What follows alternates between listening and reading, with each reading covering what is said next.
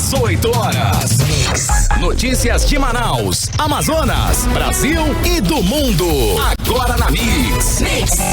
6 horas e 1 minuto em Manaus. Boa noite pra você em 100,7. Boa noite pra você na sintonia certa. Você que está ligado aí no melhor Mix do Brasil. Vamos juntos começando mais uma edição do programa 18 horas. Hoje é sexta-feira, dia 9 de abril de 2021.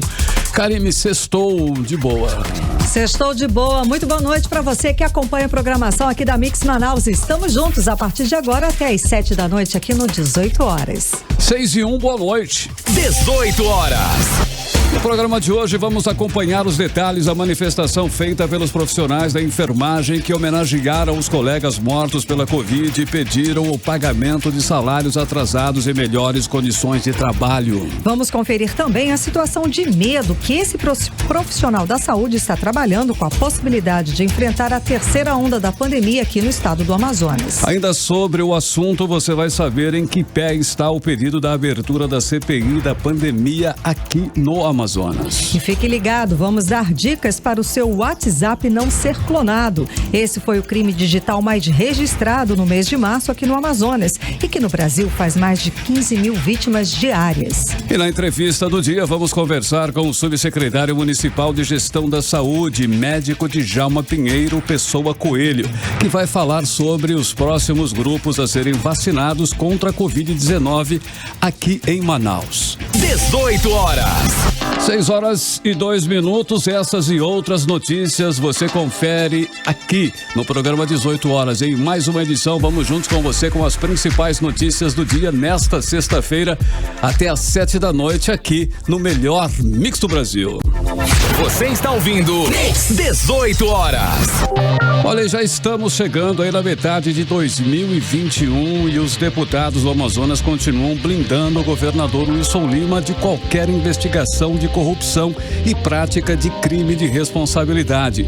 Mesmo com uma nova mesa diretora, a Assembleia Legislativa do Estado faz vista grossa nos pedidos de impeachment parados na Procuradoria Jurídica da Casa. E nem mesmo a abertura de uma nova investigação sobre o uso da verba pública na saúde do Amazonas tem sido admitida pelos deputados estaduais.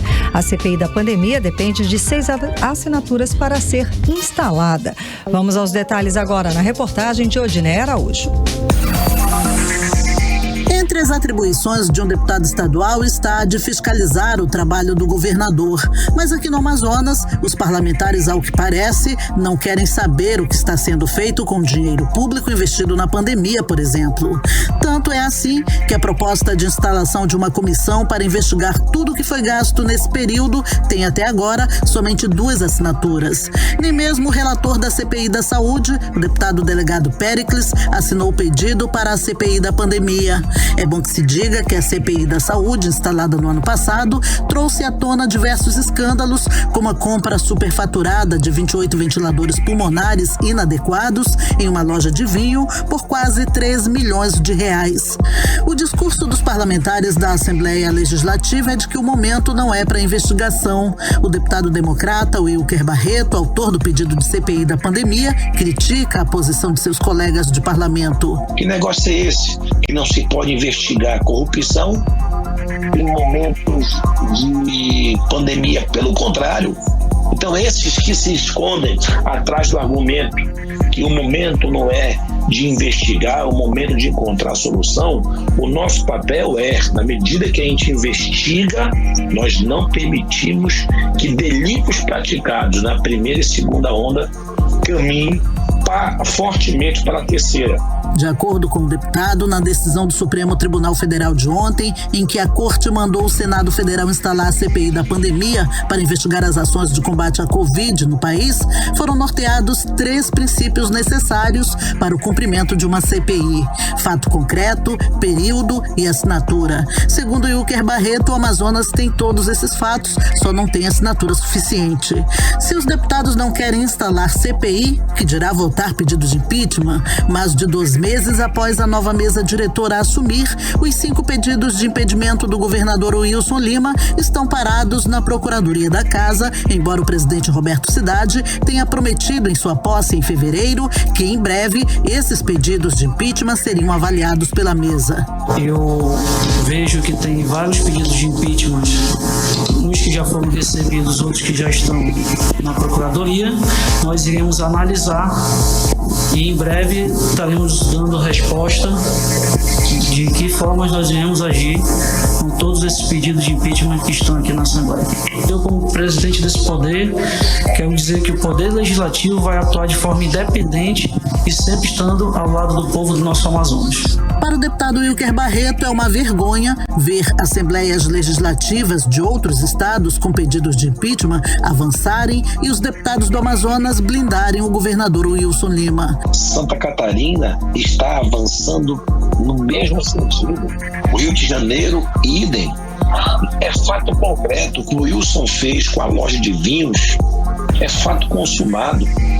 A questão da negligência do uso do oxigênio, da falta dos recursos em caixa, isso a CPI da pandemia irá apurar, mas não apreciar um processo de impeachment pelo que ocorreu na primeira onda. Esta casa está sendo negligente, sim. Tentamos saber com o deputado delegado Péricles, relator da CPI da Saúde, se ele pretende assinar o pedido de CPI da pandemia, mas até o fechamento da reportagem não tivemos retorno. Odneia Araújo para o 18 horas. Bom, e durante a pandemia aqui no Amazonas aconteceu de tudo: compra fraudada e superfaturada de ventiladores pulmonares, mortes de pacientes nas portas dos hospitais por falta de atendimento, contratos superfaturados e até mortes por asfixias de dezenas de pacientes por falta de oxigênio medicinal, e essas mortes aconteceram dentro de unidades hospitalares. O Amazonas é o campeão em letalidade do planeta, com quase 3 mil mortes para cada grupo de 1 milhão de habitantes. É isso mesmo. Aqui se morreu proporcionalmente mais pessoas do que em qualquer parte do mundo. E nada disso. Corrupção, gestão genocida é capaz de fazer com que os deputados investiguem responsabilidade do governador nessa pandemia. Karime, o absurdo é tão grande que o Senado vai investigar a falta de oxigênio em Manaus durante o segundo pico da pandemia aqui em Manaus. E os deputados, que ganham uma fortuna para fiscalizar o executivo, mantêm aí os olhos fechados e apoiando todos os atos aí do governador. O governador está tão certo de que nada vai acontecer com ele que já inclusive aí iniciou os trabalhos para tentar se reeleger. E por falar em CPI, o dia está quente em Brasília por conta da decisão do ministro do Supremo Tribunal Federal, Luiz Roberto Barroso, que na quarta-feira mandou o presidente do Senado, Rodrigo Pacheco, instalar uma CPI da pandemia de Covid-19. O presidente Bolsonaro não gostou da decisão de Barroso e contra-atacou. Declarou o seguinte, abre aspas: "Pelo que me parece, falta coragem moral para o Barroso e sobra ativismo judicial", fecha aspas, disse Bolsonaro a apoiadores. E o presidente acrescentou ainda nas redes sociais o seguinte, abre aspas: "Falta-lhe coragem moral e sobra-lhe imprópria militância política", fecha aspas, escreveu o presidente em suas contas pessoais aí no Twitter. Você está ouvindo 18 horas. Enquanto temos embate políticos, estamos sob a ameaça da terceira onda de Covid-19 aqui no Amazonas. A situação já causa pavor entre os trabalhadores da saúde. Que está exausta pelo excesso de trabalho desde a primeira onda da Covid-19 no ano passado, é fato. A categoria, que ainda não se recuperou física e emocionalmente, teme pelo que ainda está por vir. A repórter Odneia Araújo tem mais informações. Depois dos cientistas e pesquisadores, o governo do estado agora tem falado na possibilidade de o Amazonas entrar em uma terceira onda da Covid-19 nos próximos meses. No final do mês passado, o governador Wilson Lima falou dessa terceira onda enquanto assinava novas flexibilizações no Amazonas. Há uma preocupação com a possibilidade de uma terceira onda. Isso é real, porque está acontecendo na Europa, está acontecendo na Alemanha, em especial. Por que eu falo da Europa? Porque acaba sendo um espelho nosso, algo que a gente acaba se guiando, porque todas as vezes que agrava lá, o próximo a agravar é Manaus. E aí a gente acaba sendo uma referência para o restante do Brasil. Diante da possibilidade de o Amazonas enfrentar um novo pico da Covid-19, uma onda de pavor toma conta dos trabalhadores da saúde, segundo o Sindipriv, o sindicato que representa os trabalhadores terceirizados da área. A presidente do Sindipriv, Graciete Mouzinho, disse que o medo de enfrentar tudo tudo de novo tem se espalhado entre a categoria. É difícil você conviver com isso. É muito chocante para um profissional. E o nosso profissional que morreram, muitos deles foi com exaustão. Por quê? Eles já têm um contrato pelo Estado, aí deram mais um contrato para eles. Então eles viram 24 horas. Em vez de contratar pessoas de fora, recontrataram aqueles que já tinham matrícula, que até hoje eu não entendo o porquê fizeram isso. E aí esse trabalhador ele já está exausto, não teve férias, está trabalhando direto. E aí o que acontece com 2 contratos? 24 horas é muito cansativo, é muito exaustivo. E aí ele não se alimenta direito, ele não dorme direito, a imunidade fica muito baixa e acaba ele se contaminando. De acordo com Graciete, dos 91 trabalhadores entre técnicos, auxiliares e enfermeiros mortos na pandemia, os técnicos de enfermagem foram a maioria. Somente em janeiro e fevereiro morreram 44 profissionais. O principal motivo está no cansaço e nos equipamentos de proteção individual inadequados que contribuem para a maior contaminação.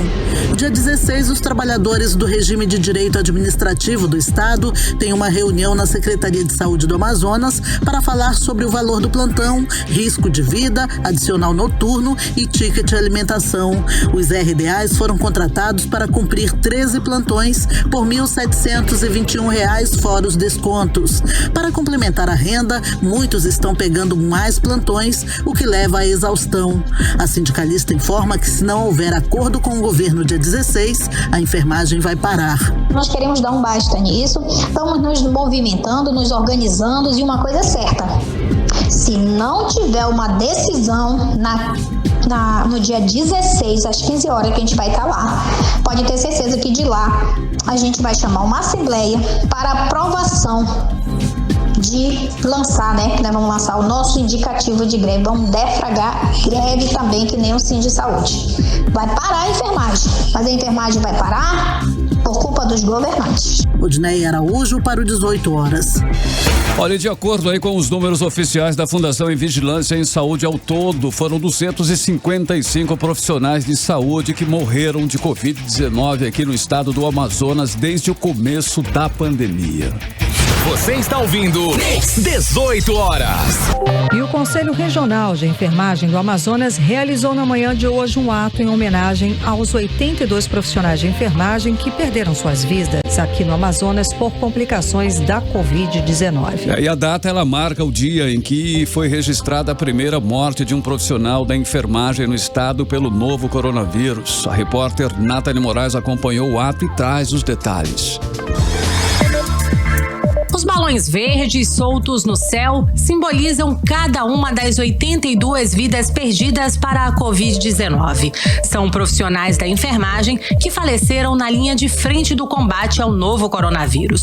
A homenagem aconteceu na manhã de hoje no Largo de São Sebastião, em alusão à data em que marca o dia em que foi registrada a primeira morte de um profissional de saúde no Amazonas, a morte da técnica em enfermagem Sofia Pinheiro. Segundo dados do Conselho Federal de Enfermagem, desde o registro do primeiro caso de morte de uma técnica de enfermagem em Manaus, no dia 9 de abril de 2020, até a última quarta-feira, 82 profissionais de enfermagem morreram aqui no Amazonas.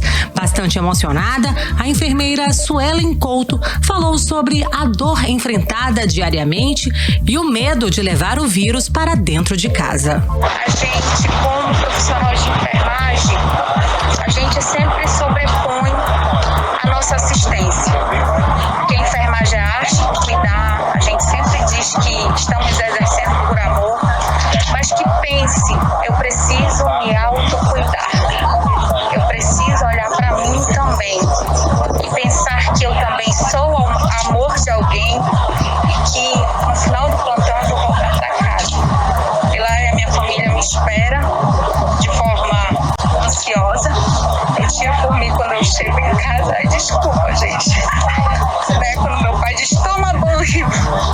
Porque a gente tem medo de contaminar as pessoas que nós amamos. O ato em homenagem aos profissionais da enfermagem também trouxe para as ruas os direitos que a categoria vem lutando nos últimos anos, como o piso salarial da classe, redução para 30 horas de jornada de trabalho e ainda a Lei do Descanso Digno, projeto de lei que está tramitando na Câmara dos Deputados e Senado, que, segundo o presidente do Conselho de Enfermagem do Amazonas, o enfermeiro Sandro André, esses projetos precisam ser destravados para o reconhecimento e valorização e trabalho dos profissionais de saúde. As nossas demandas coletivas precisam ser atendidas. Hoje os nossos profissionais têm profissionais que trabalham 44 horas semanais. Isso é um absurdo e muitas vezes com um salário mínimo. Esses profissionais têm que se desdobrar em 2, 3 empregos. Nesse número de mortes, 69% são mulheres. Muitas dessas mulheres têm 2, 3 empregos e ainda quando chegam em seus lares, enfrentam a jornada. Então, é uma coisa sobre-humana, é um esforço sobre-humano. A enfermagem precisa ser enxergada, a enfermagem precisa ser valorizada. E isso não é favor que nós estamos pedindo, é um direito, são os nossos direitos que precisam ser atendidos. Após o pronunciamento do presidente do Corém Amazonas, os profissionais ficaram em silêncio por 1 minuto, para lembrar os colegas que faleceram em decorrência da Covid-19. Em seguida, eles soltaram os balões verdes para o céu. Nathalie Moraes para o 18 horas. Bom, e ainda durante essa manifestação, o presidente do Conselho de Enfermagem do Estado, o enfermeiro Sandro André, declarou o seguinte, abre aspas, nossa classe, mesmo sendo extremamente importante nessa batalha, em todas as batalhas da saúde, ainda é uma classe que enfrenta grande dificuldade. No Amazonas, ainda é uma realidade os salários em atraso, baixos salários, sobrecarga de trabalho e locais indignos para o descanso. E nossas autoridades parece que não enxergam. Essa foi a declaração do presidente, do Conselho de Enfermeiros, Sandro André. E a possibilidade de uma terceira onda já a partir do próximo mês de maio é real. As próprias autoridades de saúde já trabalham montando plano de enfrentamento para ser executado a partir de uma explosão de casos, internações e mortes. E essa perspectiva se torna ainda mais concreta com a vacinação em ritmo lento aqui no estado do Amazonas. Desde janeiro, o Amazonas conseguiu aplicar apenas 607 mil doses. Desse total, 463 mil pessoas receberam a primeira dose e 145 mil receberam as 2 doses necessárias para garantir uma imunização satisfatória, e isso é muito pouco. E o Amazonas, que durante quase 3 meses liderou o ranking nacional de vacinação contra a Covid, hoje está em 7º lugar, atrás do Rio Grande do Sul, que já vacinou 13,62% da população e que atualmente lidera o ranking nacional. E no ranking, em segundo lugar, vem Mato Grosso do Sul com 13,59%. Na sequência, Bahia com 12,54%. Paraíba com 11,53%. Em quinto lugar está o estado de São Paulo, que já vacinou 11,43% da sua população.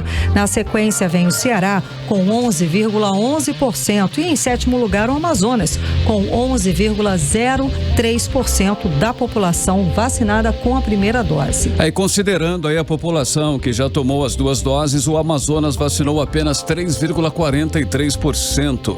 Esse percentual definitivamente é muito baixo para nos livrar de uma terceira onda, uma vez que a população de Manaus está numa rotina praticamente normal, com todas as suas atividades abertas, aglomerações no transporte coletivo e também no transporte fluvial. Isso sem contar as festas clandestinas que acontecem diariamente, continuam acontecendo nos bairros e também em condomínios. Pois essa baixa vacinação não é por falta de doses, por falta de vacinas. Na madrugada de hoje, o governo do Amazonas recebeu a 12ª dose de vacinas contra a Covid-19. Foram recebidas 53.750 50 doses, sendo 30.750 da vacina AstraZeneca e 23 mil doses da Coronavac. E as novas doses foram desembarcadas no Aeroporto Internacional Eduardo Gomes por volta de 1 da manhã e foram escoltadas pela Polícia Federal até a sede da Fundação de Vigilância em Saúde do Amazonas. Com essa remessa, chega a 1.231.970 e o número de doses das vacinas entregues ao estado do Amazonas desde janeiro deste ano. Você está ouvindo 18 horas. Olha, todos os dias no Brasil, cerca de 17 mil pessoas são vítimas de golpes bancários. Isso é muito sério e preocupante, hein? Somente no ano de 2021, 17 mil pessoas. Boa parte desses crimes é praticada aí a partir da clonagem de WhatsApp, o tão usado WhatsApp, o aplicativo de mensagem que é realmente bastante usado, né, Karine? É o mais usado do mundo, Carlão. E aqui no Amazonas, a clonagem de contas do WhatsApp tem sido cada vez mais comum e foi o crime digital mais registrado no mês de março, segundo a Polícia Civil. E quase todos os criminosos são de outros estados. E como faz para prevenir? Pois a repórter Júlia Gomes traz dicas pra gente agora. Vamos conferir. No início desta semana, Wilgener Ferreira tomou um susto ao receber mensagens nas redes sociais e ligações de familiares e amigos avisando que o número dele tinha sido clonado e que golpistas estavam pedindo dinheiro em seu nome. Ele conta que estava acessando uma rede social quando apareceu um link na tela do celular. Aí apareceu um link para mim. Eu fui tirar assim, eu fui afastar, deslizar pro lado pra sair da tela. Eu acho que nesse momento entrou rapidamente, aí eu só fiz sair, eu nem vi o que era, eu só peguei e fui tentar entrar no meu WhatsApp. Aí já não tava mais acessando o meu WhatsApp, aí só apareceu uma mensagem: esse número do WhatsApp não pode mais estar aqui, tá em outro celular. Aí já tava em outro celular, o meu número do WhatsApp. Aí a pessoa começou a mandar mensagem pedindo dinheiro pros meus familiares, pediu dinheiro pro meu primo. Meu primo mandou mensagem pro meu primo perguntando se ele podia fazer um Pix de R$500. E entrou no grupo da família, começou a pedir dinheiro de todo mundo e da minha outra família também pediram dinheiro, que se podia fazer um cheque especial. Os golpes financeiros continuam no topo da lista de crimes mais frequentes durante a pandemia. Isso segundo um levantamento feito pela empresa Pfizer, especializada em cibersegurança. Em 2021, somente no Brasil, uma média de mais de 17 mil pessoas são vítimas por dia. Na sequência está a clonagem de WhatsApp, que atinge cerca de 15 mil brasileiros ao dia. Os temas mais utilizados pelos golpistas para atrair vítimas em ambos os golpes são supostas promoções, falsas vagas de emprego e falso cadastramento em programas de auxílio do governo. Aqui no Amazonas, a clonagem de contas do WhatsApp tem sido cada vez mais comum e foi o crime digital mais registrado no mês de março, segundo a Polícia Civil. O delegado Heron Ferreira, titular da Delegacia Especializada em Repressão a Crimes Cibernéticos aqui no estado, explica que quase todos os criminosos são de outras regiões do país, o que acaba dificultando a prisão.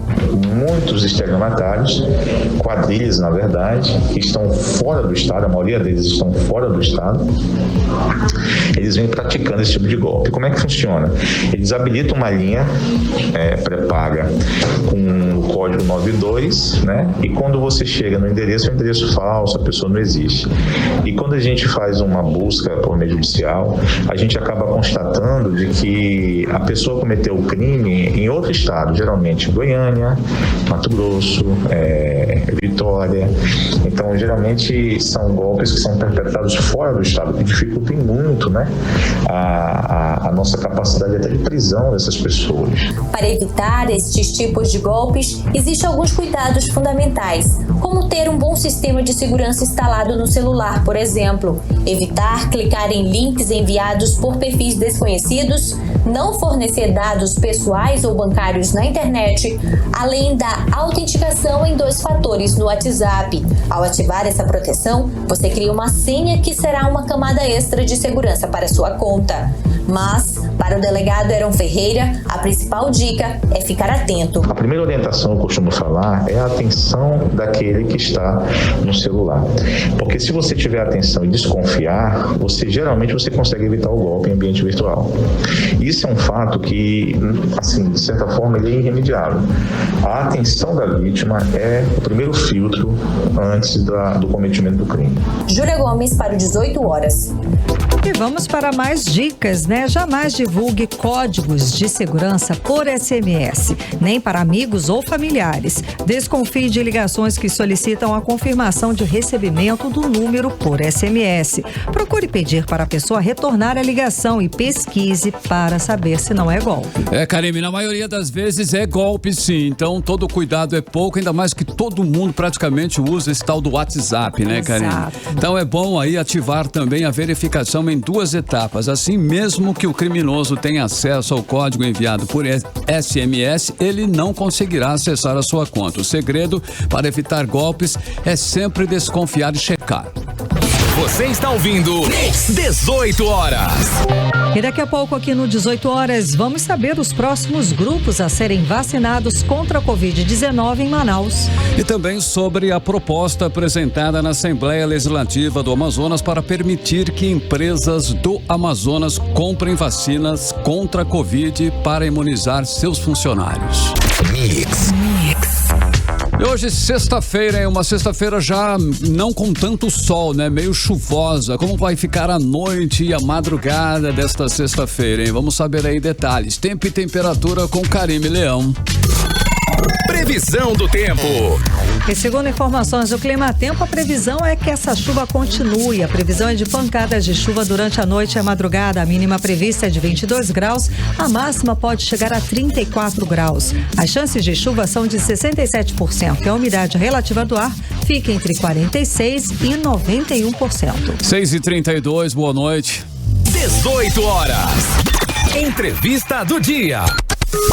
E o nosso entrevistado de hoje é o subsecretário municipal de Gestão da Saúde, médico Djalma Pinheiro Pessoa Coelho, que vai conversar com a gente sobre a vacinação da Covid-19 em Manaus e os primeiros 100 dias da atual administração à frente da saúde municipal. Secretário Djalma Coelho, seja muito bem-vindo ao programa 18 horas. Boa noite.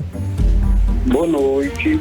Boa noite. Agradeço a oportunidade aí de poder mostrar um pouco do nosso trabalho que viemos fazer nesses 100 dias, além de falar sobre algo tão importante que é a vacinação no município de Manaus. Exatamente. Então, vamos logo falar de vacinação. A prefeitura vacinou até agora pouco mais de 11% da população aqui na capital. Como é que o senhor avalia, que balanço que o senhor faz desse resultado? A vacina da Covid, né, contra o Covid, é uma vacina totalmente nova no sentido que nos trouxe vários desafios. Inicialmente a gente começou com a forma manual, porque o vacinômetro que a gente criou para o H1N1 da forma que foi criado não servia, né, para o Covid, e aí passou a adaptar o vacinômetro para absorver todo o público vacinado do Covid. Isso demandou um tempo, então inicialmente a gente teve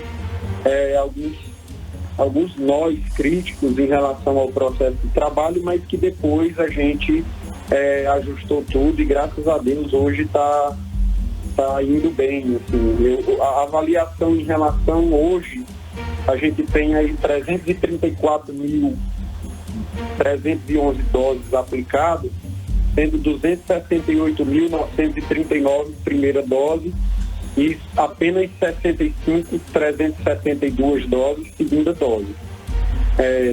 Temos recebido perguntas sobre essa discrepância entre primeira e segunda dose. O problema é que as vacinas AstraZeneca, se o intervalo entre a primeira dose e a segunda dose pelo fabricante da mesma, que é a Fiocruz, ela determina em torno de na verdade, determina 12 semanas de diferença entre a primeira e a segunda. Como nós temos mais de 100 mil doses, 150 mil doses de AstraZeneca que recebemos, então nós temos aí um quantitativo muito grande que ainda não chegou a data da segunda dose. Então, isso é uma das explicações em relação a essa questão da segunda dose. Ok, secretário, amanhã, sábado, serão vacinadas aí as pessoas com 18 a 29 anos com comorbidades. E a partir de segunda-feira, quais serão os próximos grupos e também as faixas etárias a serem vacinados? Então, nós temos nós temos reunido todas as segundas, quartas e sextas no gabinete de crise criado no início da gestão na Censa, para justamente tratarmos do planejamento em relação à questão da mudança de faixa etária, da mudança de grupos, às vezes ocupacionais, né, de profissionais, e a gente sempre faz algum tipo de mudança quando a gente recebe informativo do Ministério da Saúde que entrega um quantitativo de doses para a FVS. Então, a FVS recebe esse quantitativo de doses para o estado do Amazonas e emite uma nota técnica dividindo proporcionalmente para os municípios. E é óbvio que Manaus, por concentrar pouco mais de 50% da população do Amazonas como um todo, fica geralmente com a metade, ou um pouco mais da metade, de todas essas doses por remessa. Então a gente vai bem dinâmico, porque o Ministério não está enviando as doses para cobrir uma faixa etária, ou cobrir todas as comorbidades, para cobrir todos os profissionais de saúde, independente onde eles trabalhavam na época.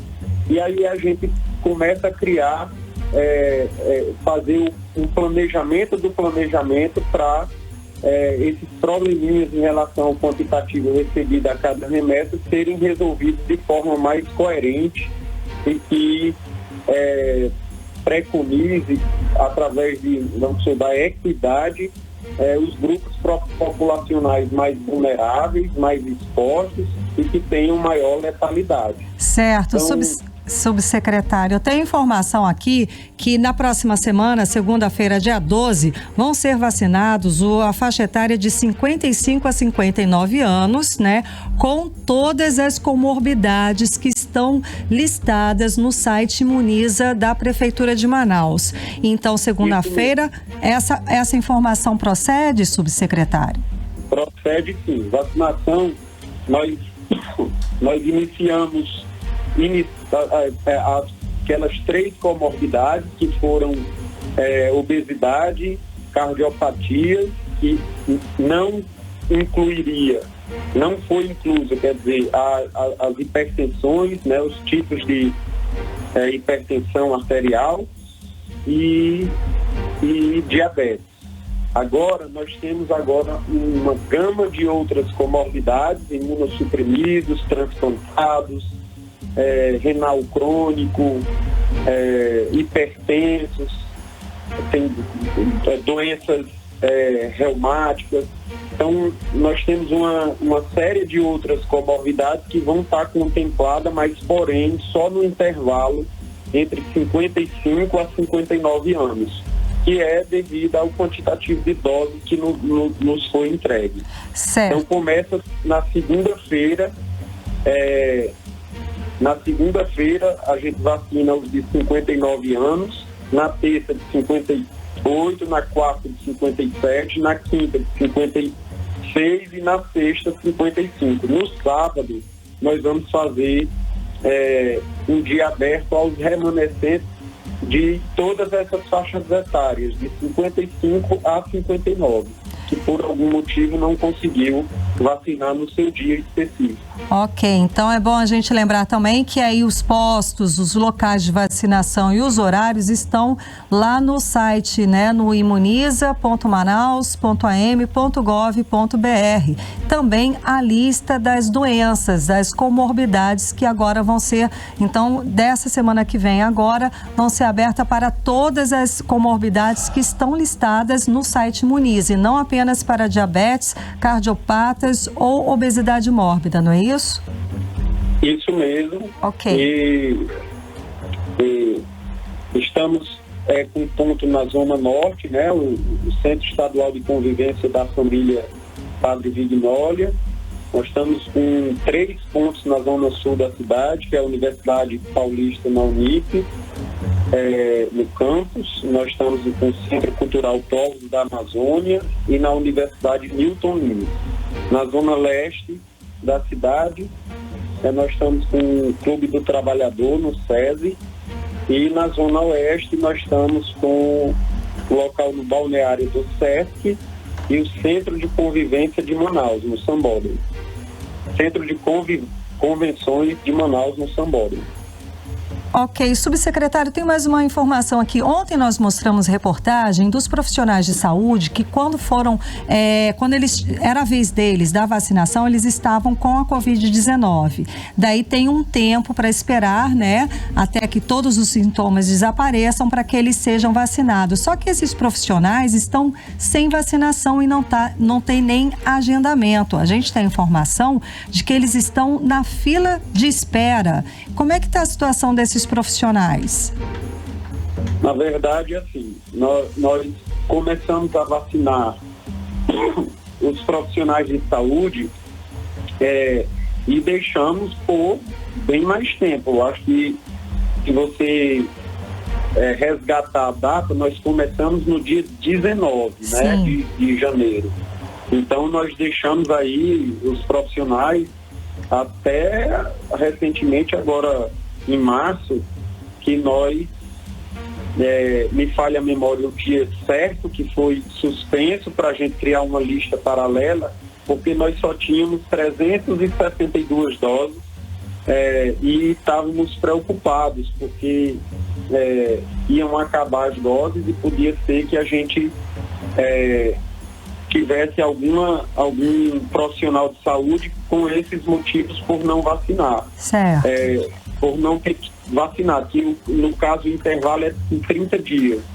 Então, nós abrimos uma lista que hoje tem quase 3 mil cadastrados e começamos a conversar com a FVS, a questão da verificação da possibilidade de termos mais doses para encerrarmos esse grupo. E foi decidido que a gente, enquanto a gente envia o documento ao Ministério e a nota técnica da FVS crie um quantitativo de doses para cobrir essa lista, que se encerra agora dia 10, amanhã. Então acredito que nessa semana a gente vai, provavelmente na próxima remessa, cobrir esse residual de trabalhadores que não conseguiram se vacinar. Nós, por enquanto, colocamos eles numa lista de sobras, né? Então, ou seja, todo ponto de vacinação, quando encerra o horário e tal, sobra um pouco de, às vezes, doses. Um frasco com 10 doses, pode sobrar 4 doses no ponto, no outro pode sobrar 2. Então, foi criada uma nota técnica, levando todas essas doses para um único ponto, que é lá no DIS Oeste, na sede do Distrito Oeste de Saúde, que fica ali no próximo do condomínio Santos Dumont. É onde fica o Devise. E lá, esses profissionais, a gente liga para 20 profissionais, os quais aguardam.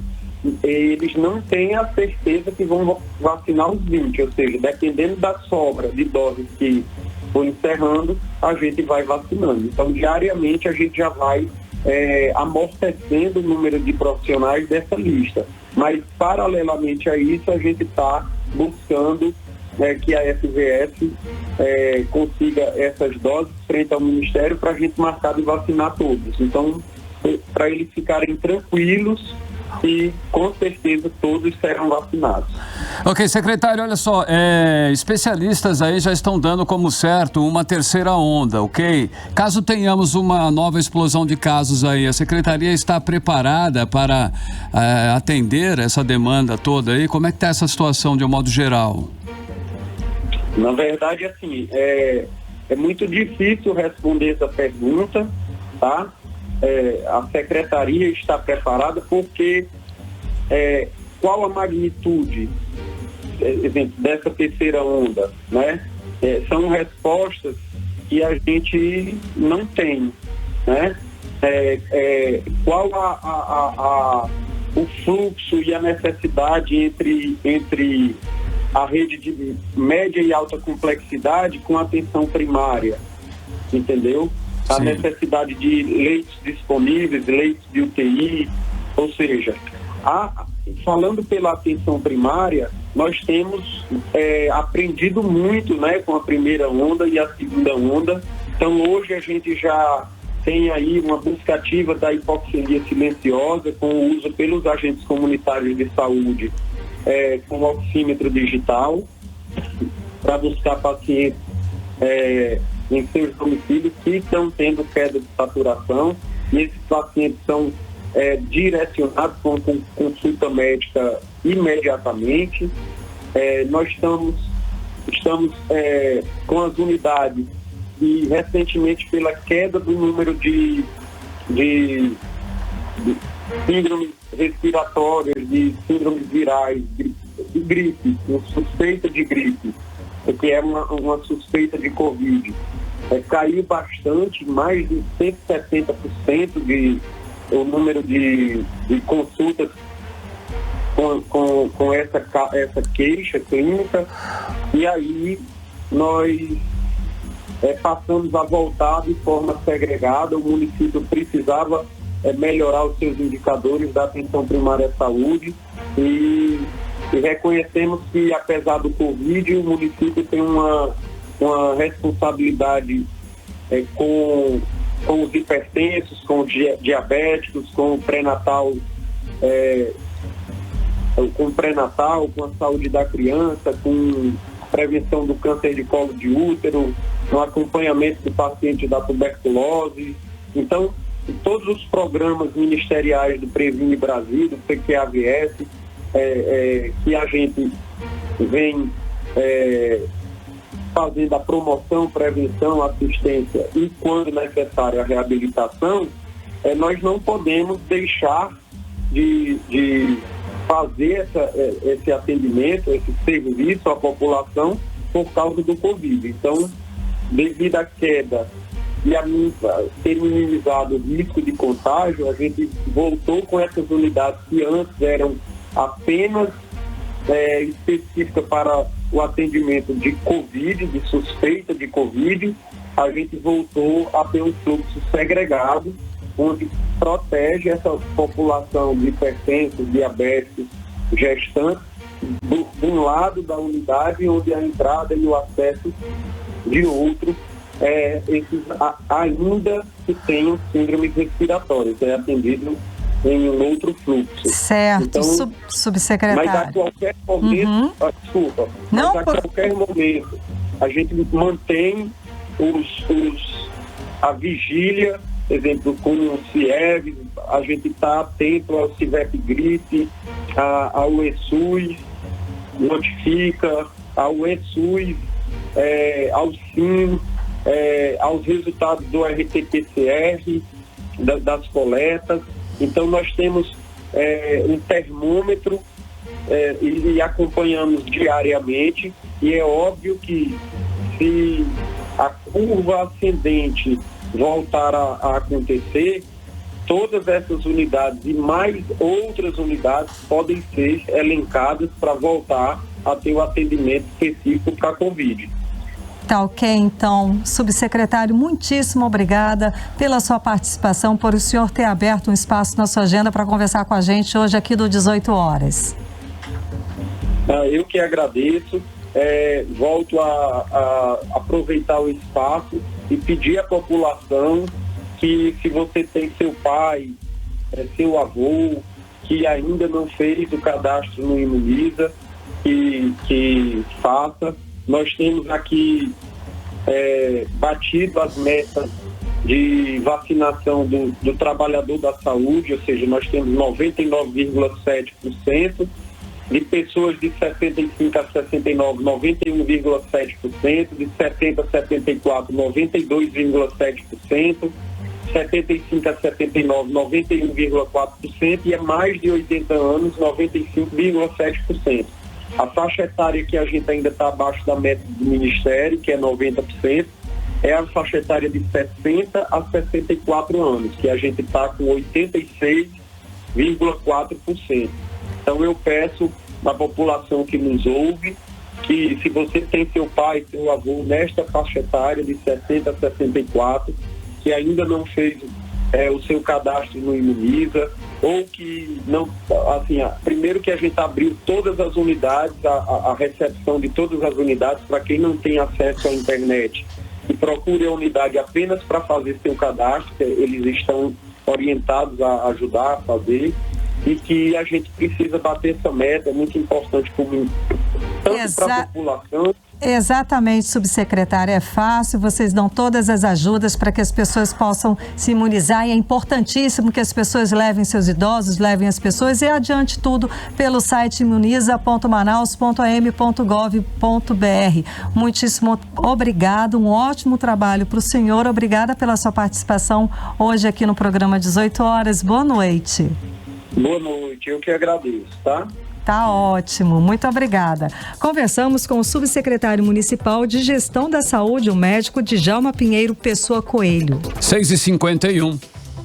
Você está ouvindo 18 horas.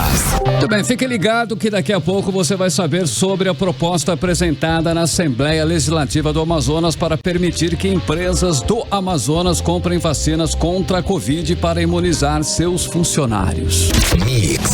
Previsão do tempo agora, hein? Vamos saber os detalhes aí para esse final de semana, sábado e domingo, tempo e temperatura com Karime Leão. Previsão do tempo.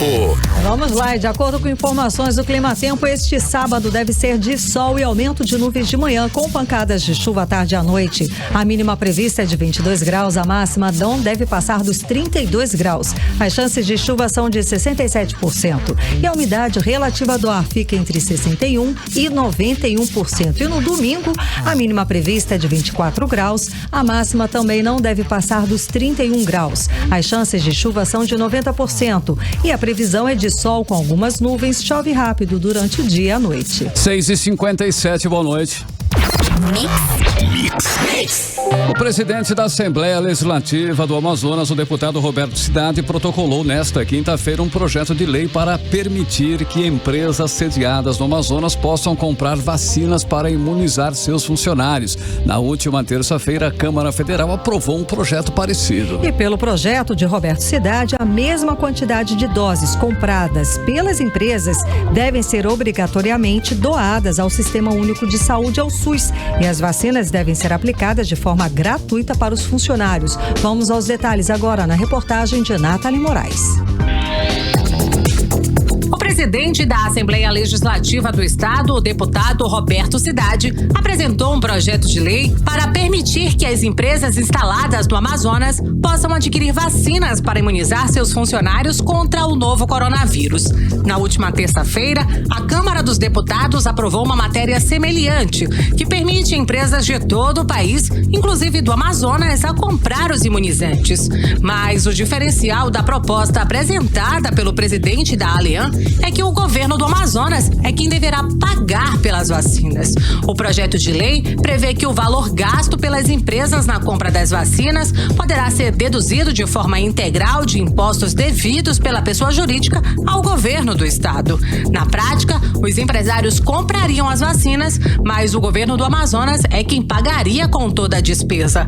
Assim como no projeto de lei aprovado na Câmara, o projeto de Roberto Cidade prevê que a mesma quantidade de doses adquiridas pelas empresas seriam obrigatoriamente doadas ao Sistema Único de Saúde, o SUS, e os imunizantes devem ser aplicados de forma gratuita aos funcionários das empresas.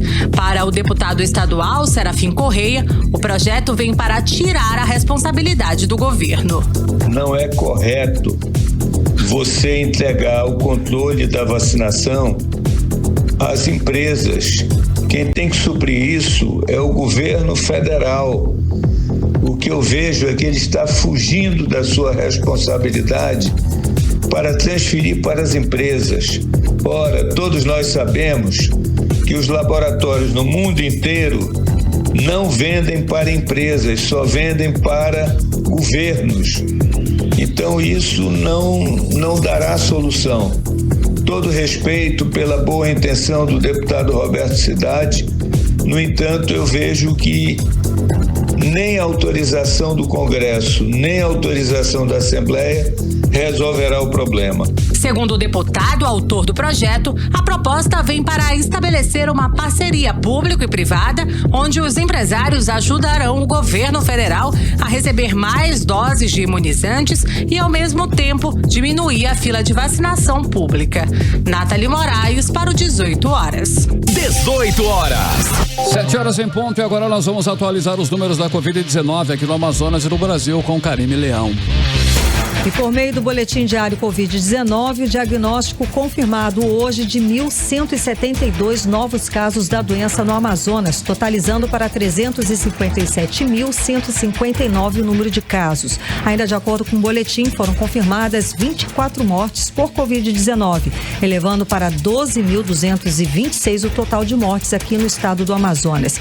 E segundo o consórcio de secretários estaduais de saúde, o Brasil registrou hoje 3.693 mortes, elevando o total para 348.718 o total de mortes no país. Ainda segundo o levantamento, foram registrados 93.317 novos casos em 24 horas, um recorde de infectados no Brasil. E o total de hoje soma 13.300.000 casos confirmados da doença.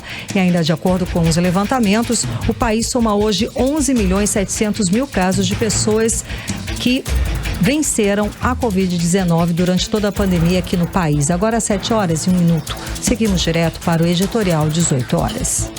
Editorial 18 horas. Os problemas de gestão dos governos na segunda onda da pandemia no Amazonas voltaram à tona do noticiário hoje e colados à notícia mais rumorosa do dia, a decisão do ministro do Supremo Tribunal que determinou a instalação da CPI ao Senado. A CPI é para apurar a atuação do governo federal na pandemia, mas o requerimento da CPI destaca o caos que se instalou no Amazonas e a falta de oxigênio aqui em Manaus, com o agravante de que parlamentares governistas no Senado querem investigar também a atuação de prefeitos e governadores. O Senado ou o governo federal podem recorrer da decisão de Barroso, mas dificilmente o Supremo vai mudar a decisão, pois foi tomada com base na Constituição da República. Se instalada a CPI da pandemia, uma nova onda do noticiário nacional vai mirar o governo do Amazonas, com novos fatos que ainda não foram noticiados e a lembrança de todos os outros. De um jeito ou de outro, a CPI da pandemia coloca de novo a gestão do governador Wilson Lima na berlinda do noticiário negativo nacional e internacional. 18 horas. 7 horas e 2 minutos. Karime Leão fechando mais uma edição do 18 horas. Boa noite. Boa noite, um beijo, até segunda. Continue bem, continue em 100,7. Bom final de semana para você na sintonia certa. Em segunda-feira, a partir das 6 da tarde, estamos de volta com você aqui no melhor Mix do Brasil. Você ouviu 18 horas.